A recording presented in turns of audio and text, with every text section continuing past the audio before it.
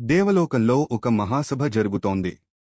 దేవతల రాజు ఇంద్రుడు సింహాసనంపై గర్వంగా కూర్చున్నాడు.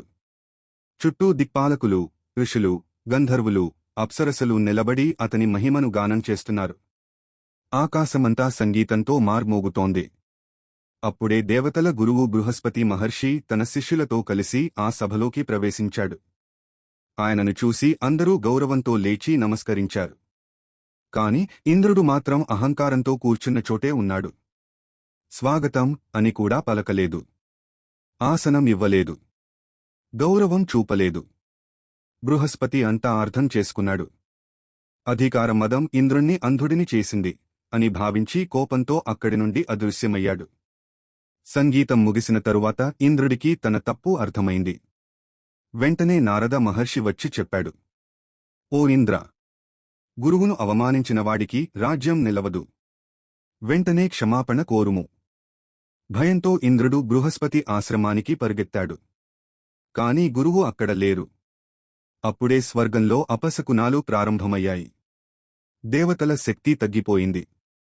ఈ విషయం తెలుసుకున్న అసురరాజు బలి తన దానవ సైన్యంతో అమరావతిపై దండెత్తాడు. ఘోర యుద్ధం జరిగింది. దేవతలు ఓడిపోయారు. ఇంద్రుడు తన ఐశ్వర్యం, కీర్తి, సంపద అన్నీ కోల్పోయాడు. అసురులు ఐరావతం, ఉచ్చేశ్రవస్సు వంటి దివ్య రత్నాలను కూడా తీసుకెళ్లారు.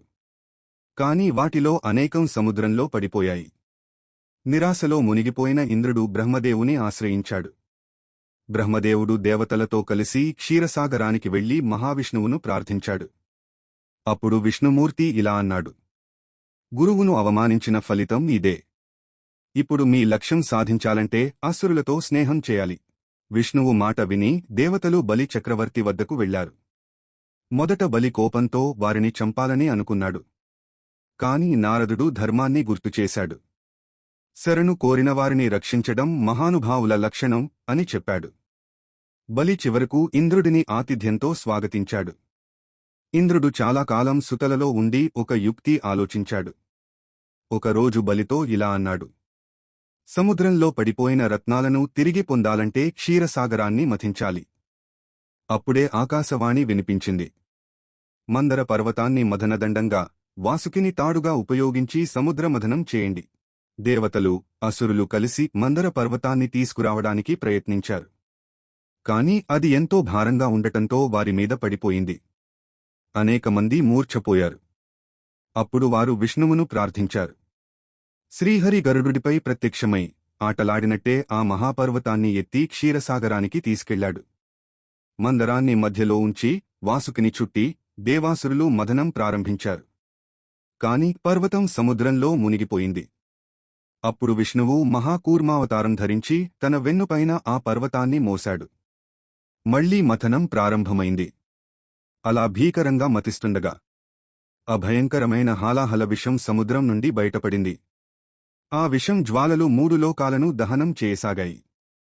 ఆకాశమంతా నీలి అగ్నితో నిండిపోయింది. దేవతలు, ఋషులు, అసురులు అందరూ భయంతో పరుగులు తీశారు. నారదుడు హెచ్చరించాడు, దక్షయజ్ఞాన్ని, వీరభద్రుని మహాప్రళయాన్ని మరచిపోయారా? ఈ విషాన్ని ఆపగలిగేది ఒక్క పరమశివుడే.